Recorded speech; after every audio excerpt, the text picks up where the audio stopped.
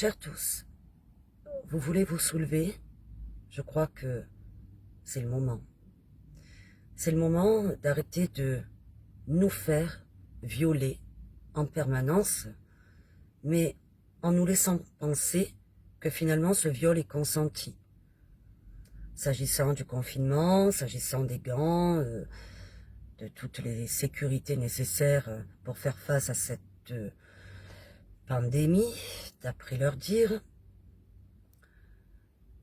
un coup c'est oui, un coup c'est non, vous vous dites non, eux ils disent oui, et puis finalement vous dites oui.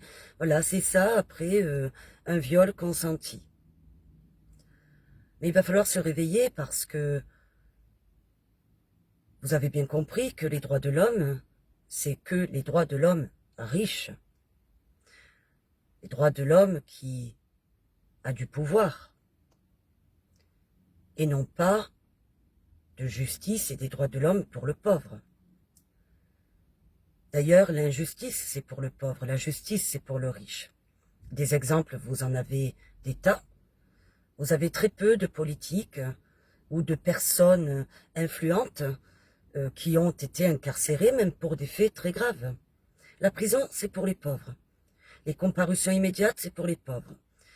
La détention provisoire, c'est pour les pauvres. D'ailleurs, parlons-en de ça. Par rapport aux mesures, sachez que la détention provisoire est automatiquement reconduite pendant cet état d'urgence sanitaire. Alors que, lorsqu'on est placé en détention provisoire, c'est que on est présumé innocent. Et on a fait sortir en revanche des personnes qui n'avaient pas terminé leur peine, qui elles avaient été jugées et donc reconnues coupables. Je ne suis pas là pour juger les sorties de ceux qui étaient en fin de peine. Je suis simplement là pour vous faire comprendre cette différence et cette violation des droits incessante. Mais c'est normal. Parce qu'aujourd'hui, c'est une présomption de culpabilité qui touche les citoyens. Encore une fois, pas les riches, pas les bourgeois, pas ceux qui ont du pouvoir. Et d'ailleurs, dans les tribunaux, on vous condamne au bénéfice du doute. Alors qu'avant, le principe voulait que c'était une relaxe au bénéfice du doute. Alors évidemment, il y a certains magistrats qui résistent encore.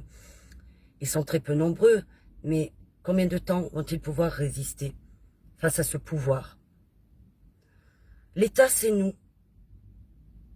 Sans nous, ils ne sont rien, que ce soit pour la production, que ce soit pour l'argent. Qu'attendons-nous? Arrêtons de les gaver. Sommons-leur d'utiliser notre argent différemment, c'est-à-dire de l'utiliser comme nous le souhaitons. Et à défaut, arrêtons de payer nos impôts et taxes. Ils ont également, à mon sens, l'obligation de montrer l'exemple. Tous ces ministres, que font-ils? À part se pavaner dans des émissions télévisées, toujours chez les mêmes d'ailleurs, les médias mainstream, avec souvent une méprise extraordinaire, puisque M. Emmanuel Macron se balade sans masque, sans aucune protection. Il pourrait contaminer quelqu'un. À la limite, qu'on le contamine, c'est pas bien grave, c'est un moindre mal, j'ai envie de vous dire. Mais qu'il contamine les autres, ça c'est autre chose. Et il n'y a que cela que l'on voit à la télévision, mais ils doivent donner l'exemple. Mais l'exemple surtout, c'est-à-dire aller au front. Moi, j'aurais aimé des ministres filmés en train d'aller voir des SDF, en train d'aller voir des familles en difficulté et les aider vraiment, plutôt que de ne faire que des shows. Parce que ce sont des shows. On nous prend pour des imbéciles, parce que là encore, ils considèrent que le peuple est bête, qu'il n'est pas intelligent. Ils confondent encore une fois l'éducation, la culture et l'intelligence. Croyez-moi, vous êtes beaucoup plus fort et beaucoup plus intelligent qu'eux. Pour ma part, j'ai fait des études d'avocat, je suis avocate depuis des années, mais croyez-moi que ne serait-ce que dans ma région du Vaucluse, il y en a des milliers qui sont beaucoup plus intelligents que moi. C'est la même chose pour eux, la même chose. Ils sont arrogants, ils sont suffisants à votre égard. Arrêtez de les laisser faire. Donc arrêtez déjà de vous diviser. Apprenez de vos erreurs passées dans le cadre du mouvement des Gilets jaunes et sortez. Sortez. Sortez et envoyez des lettres en disant que vous arrêterez de payer vos impôts et charges lorsque la gestion de cet argent vous conviendra. Et que ce ne soit pas pour leur payer des homards, des sorties, le changement de la vaisselle ou des tapis de l'Élysée. On nous prend vraiment pour des cons. Mais ça, vous le savez déjà. C'est pour ça que je suis allée droit au but. Je ne vais pas vous expliquer tout ce que vous savez déjà, c'est-à-dire pourquoi cette pandémie, pourquoi on ne nous parle pas chaque année de tous les morts qu'il y a de la grippe, alors que là, on va nous parler toute la journée, tous les jours, des morts de cette pandémie dont on sait très bien qu'ils ne sont pas tous morts de cette pandémie, mais plutôt du laxisme et de la volonté de ce pouvoir exécutif. Notamment, là, je parle du Rivotril.